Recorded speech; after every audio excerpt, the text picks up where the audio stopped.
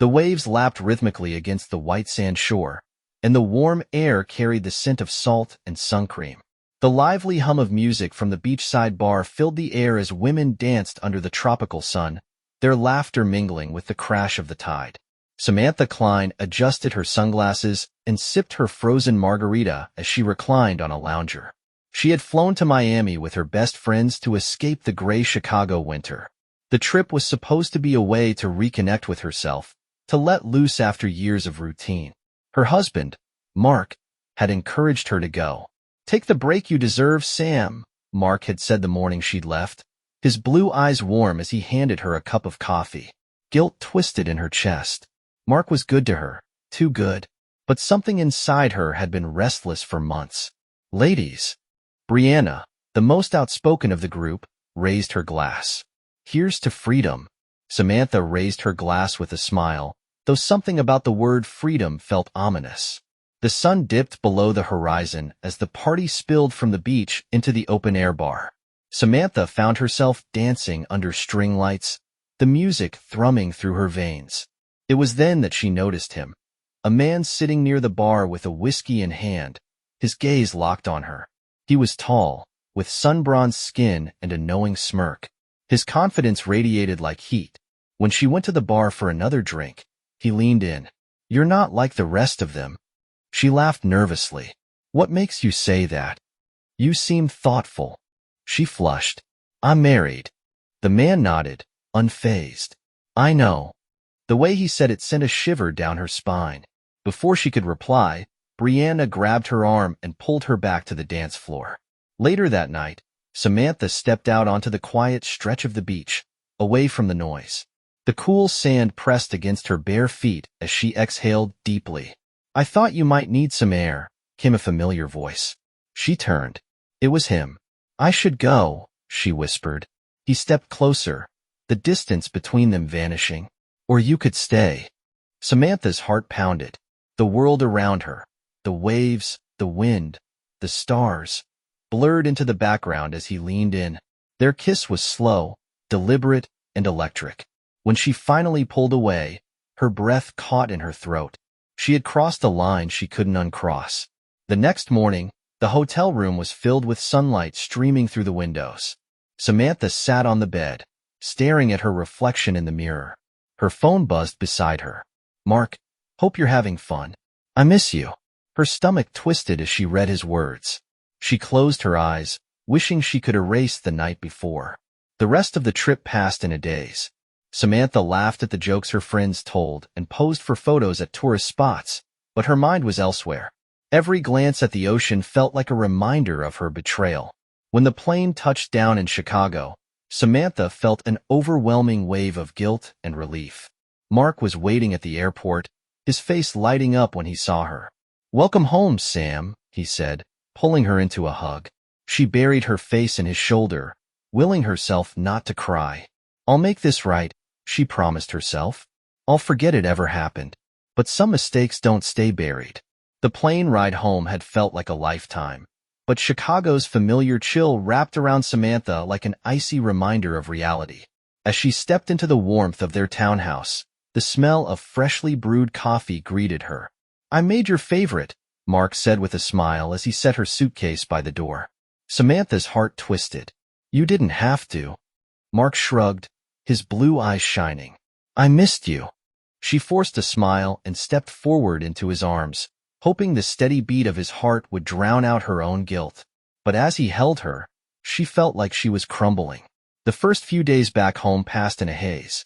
Samantha threw herself into unpacking, errands, and video calls with her girlfriends from the trip. Mark noticed her restlessness, but chalked it up to post-vacation blues. "Why don't we plan something fun this weekend?"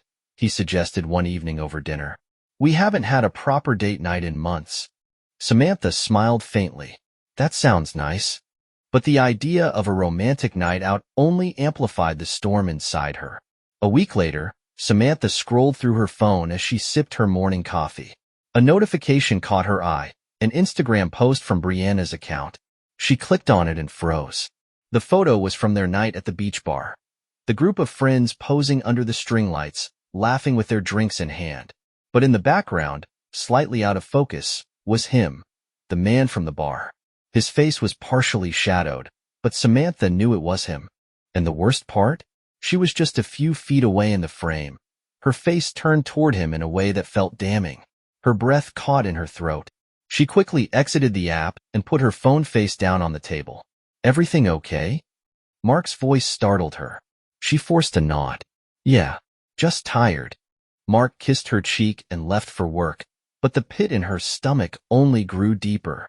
Samantha tried to ignore the photo, but the image of the night refused to leave her mind. The way the man's gaze had lingered on her, the way her guilt seemed to seep into every corner of her life. She felt like she was walking through quicksand, sinking a little more every day. Then the unexpected happened. A text message lit up her screen from an unknown number. You're even more stunning in daylight. Samantha's heart stopped. She stared at the message, her pulse racing. How had he gotten her number? Who is this? She typed back, though she already knew. His response was immediate. We didn't get a chance to properly talk that night, did we? Panic surged through her. She deleted the conversation and turned off her phone, but the damage was already done. He wasn't supposed to exist in her world anymore. That evening, Samantha and Mark sat on the couch watching a documentary, but her mind was a million miles away. Mark paused the screen and turned to her. You've been distant, he said gently. She blinked, forcing herself to meet his gaze. I'm sorry. Work's just been overwhelming. Mark studied her for a moment before nodding. You can tell me anything, you know? Her chest tightened. I know. He kissed her forehead and resumed the documentary, but Samantha felt like she was balancing on a knife's edge. A few days later, Samantha received another message. Can we meet? I just want to talk. Her fingers trembled as she typed back, No, please leave me alone. But she knew it wasn't over. The truth had a way of catching up. The next morning, Mark's face was pale as he held her phone in his hand. Samantha, he said quietly, who is this? Her blood ran cold as she saw the message thread open on the screen. Her world began to unravel.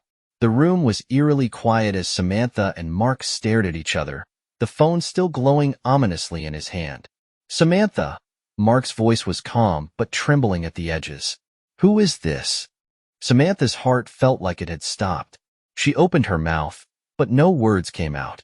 The weight of every lie pressed down on her. Mark stepped forward, his expression hardening. You need to tell me the truth. She finally found her voice, but it was barely a whisper. He was someone I met on the trip. Mark's jaw tightened, his knuckles white around the phone. Someone you met? Or someone you? He couldn't bring himself to finish the sentence. Tears welled in Samantha's eyes. It was a mistake. A terrible mistake. Mark let out a bitter laugh, stepping back as though her words had physically struck him. A mistake, he repeated. You lied to me. You betrayed me. Samantha took a step closer, but Mark raised his hand, stopping her in her tracks. Why? He asked, his voice cracking. Why would you do this to us? She sobbed. I don't know. I was lost.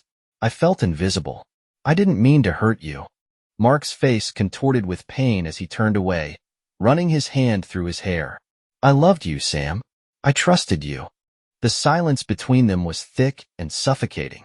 That night, Mark didn't come to bed. Samantha sat alone in the dark, staring at the empty side of the mattress where he should have been. She knew things would never be the same. The next morning, Mark was gone. A hastily packed overnight bag was missing from the hallway closet, and his car was no longer in the driveway. Samantha's heart dropped as she stared at the empty space. A text from Mark appeared on her phone. I need time to think. Don't call me. Samantha sank to the floor, the words blurring as tears streamed down her face. The days that followed were agonizing. Samantha went through the motions at work, but every time her phone buzzed, she felt a pang of hope that it would be Mark. Instead, she received a message from an unknown number. You're thinking about me, aren't you? Her stomach churned as she blocked the number. But the damage had already been done. One evening, Samantha returned home to find her key didn't fit in the lock. Panic rose in her chest as she tried again, but it was useless. Her phone buzzed. Mark, I've changed the locks. I'll send someone to pick up your things. Samantha stood on the front porch, stunned and shaking. The life she had built with Mark was unraveling faster than she could hold it together. She stayed with Brianna that night, but her friend's apartment felt small and suffocating. Brianna tried to comfort her. "You made a mistake," Brianna said gently, "but you can come back from this." Samantha buried her face in her hands. "I don't think he'll ever forgive me." A few days later, Mark finally agreed to meet. They sat in a quiet cafe, the tension between them palpable. "I just need to understand," Mark said, his voice hoarse. "Was it more than just one night?" Samantha shook her head. "No, it wasn't love. It wasn't anything real. I was weak." Mark's eyes were filled with a mixture of anger and sorrow. "You broke us, Sam." Tears streamed down her cheeks. "I know." Mark leaned back in his chair, exhaling slowly. "I've spoken to a lawyer." Samantha's heart sank. "Mark." He held up a hand. "I can't do this anymore." She reached across the table, but he pulled away. "Please," she whispered. "I still love you." Mark's expression softened for a brief moment before hardening again. Love isn't enough anymore. That night, Samantha walked through the empty townhouse, each room filled with memories. She ran her hand along the banister, remembering the countless mornings they'd raced downstairs, laughing about who'd make the coffee first. The reality of what she'd lost hit her like a wave. The house wasn't just empty. It was hollow, haunted by what could have been. The next few weeks felt like a slow march through a nightmare. Samantha returned to her temporary space at Brianna's, where the walls felt too close, and the silence pressed down on her like a weight. She was no longer living, just existing. Mark's absence was a constant, gaping void in her life. She had tried calling him twice, but both times, her courage evaporated when she heard his voicemail. One afternoon, a delivery service arrived at Brianna's door with boxes labeled in neat handwriting. They were Samantha's belongings: clothes, books, photo frames. Tucked on top of one box was a small envelope. She hesitated before opening it. "I can't be the person you rediscover yourself with. It hurts too much. I hope you find peace someday. Mark." Samantha pressed the letter to her chest, fresh tears streaming down her face. Brianna watched her warily from the kitchen. "Sam, you have to start somewhere. You can't keep staring at the pieces and hoping they'll rearrange themselves." Samantha wiped her face and nodded, though she felt hollow. "I know." The following day, Samantha sat alone in a small cafe near the park where she and Mark had once spent lazy afternoons reading. Her phone vibrated. It was an email notification from a law firm. Subject: divorce filing. Her heart felt like it was caving in. She skimmed the message, the legal language blurring in front of her eyes. The words weren't cruel. They were formal, distant, cold. Brianna showed up unannounced that evening with takeout and a bottle of wine. "We're going to get through this," she said firmly. Samantha tried to smile. "Thanks for not giving up on me." Brianna raised her glass. "To learning the hard way and getting stronger anyway." Mark, meanwhile, had taken refuge at his brother's lakeside cabin. The quiet serenity of the water offered a sharp contrast to the storm raging inside him. His brother, Jason, said little but was always there with a fresh cup of coffee or an offer to take the boat out. "You know," Jason finally said one morning, "sometimes the hardest thing isn't forgiving someone else. It's forgiving yourself for not seeing it coming." Mark sighed. "I thought we were happy." Jason nodded. "Maybe you were. But people don't break all at once. It's cracks that we ignore until they split wide open." Mark stared at the lake, the stillness of the water mirroring his exhaustion. Back in the city, Samantha returned to her freelance work, though it felt mechanical. She poured herself into each project, trying to create something meaningful from the ruins of her life. A few weeks later, she received a call from an old acquaintance at a publishing house. They were looking for a creative lead for a major campaign. "We've seen your work. It's bold and honest," they said. "We think you'd be perfect." It was the first glimmer of hope Samantha had felt in weeks. The first day at her new job, Samantha walked into the sleek office space, determined to move forward. Her coworkers were kind, and the creative process reignited something inside her that she thought she'd lost. One afternoon, as she organized files at her desk, she received a text from a familiar number. "I'm in town. Do you have time to talk?" Mark. Her hand shook as she stared at the screen. She typed back slowly, yes. They met at the same cafe where they'd had their first real conversation after meeting years ago. Mark looked different, tired but resolute. Hi, Samantha said softly. Mark nodded. Hi. They sat across from each other, the space between them filled with unspoken words. Mark broke the silence first. I've been thinking a lot about what happened. Samantha's eyes welled up. I've thought of nothing else. He took a deep breath. I'm not here to reopen wounds. I just wanted you to know. I'm finding my way. Samantha nodded. I am too. For a moment, they simply sat there, both knowing this wasn't about reconciliation. It was about closure. Mark stood, sliding his coat on. Take care of yourself, Sam. You too, she whispered. That evening, Samantha returned to her apartment. The city buzzed below her window, full of life. She picked up her sketchpad and began to draw, lines that felt raw but honest.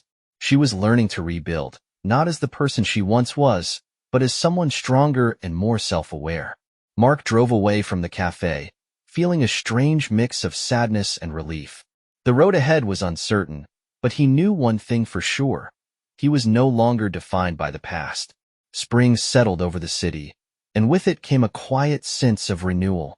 Samantha's apartment, once filled with the weight of uncertainty, now buzzed with creativity. Her new job had evolved from a lifeline to something meaningful. Each project gave her a sense of purpose, a way to process the wreckage of her past. One evening, she received an email from her supervisor. The campaign's a hit. The client wants to extend the contract. Great work, Sam. Samantha smiled for the first time in what felt like forever. The validation wasn't just about work. It felt like proof that she was capable of more than surviving. Meanwhile, Mark had returned to the city, but he wasn't the same man who had left. He had started attending counseling sessions, facing the emotional scars left by Samantha's betrayal and rediscovering himself outside of their relationship. He moved into a smaller but cozy apartment closer to his job, filling the space with books, plants, and framed photos from his travels. One weekend, Mark joined a running group that met at the park. It was there that he met Elise, a teacher who radiated kindness. Their conversations began as small exchanges during cool-down laps, but soon grew into something more. Samantha's art took on a new life. At the suggestion of a coworker, she submitted a series of sketches for a gallery exhibition. The theme, resilience. When her work was accepted, she felt a spark of something she thought had long since burned out, pride. The night of the exhibition, the gallery was filled with the hum of conversation and admiration. Samantha stood near a piece she'd titled Rebuild, a figure standing amidst scattered debris, staring at a rising sun. You've come a long way, Brianna said, hugging her. Samantha nodded, her eyes bright. I'm finally starting to believe that. Across town, Mark was on a date with Elise at a quiet Italian bistro. The evening was filled with laughter and stories of their childhoods. As they walked through the city afterward, Elise looped her arm through his. I'm glad we met, Elise said. Mark smiled, the ache that had once filled him fading into something gentler. Me too. A few weeks later, Samantha received a text from Mark. Saw your art feature in the paper. I'm proud of you. Her heart squeezed, but instead of sorrow, she felt gratitude. She typed back, Thank you, Mark. I'm proud of you too. The seasons changed again, and life moved forward. Samantha's art gained recognition, and she began teaching community classes on weekends. She no longer avoided the past. It became part of her story, a chapter she could acknowledge without reliving. Mark and Elise grew closer, their connection rooted in mutual understanding and kindness. For the first time, Mark felt free to love without fear and to be loved without conditions. One evening, Samantha stood by her apartment window, watching the sun dip below the horizon. She picked up her phone and sent a message to Brianna. Dinner tomorrow? I'm thinking somewhere new. Yes, new beginnings. Brianna replied with a string of celebratory emojis. Samantha laughed softly as she set her phone down. The future wasn't guaranteed, but she was no longer afraid of it. Each sunrise was a chance to create something beautiful, and she was finally ready to embrace it. Mark, too, found himself looking ahead rather than back. As he stood on his balcony with Elise, the city lights sparkling below, he realized that the life he was building was his own. Not a patchwork of what was lost, but something new and whole. The past had broken them, but it hadn't destroyed them. Instead, it had made them stronger. End of story.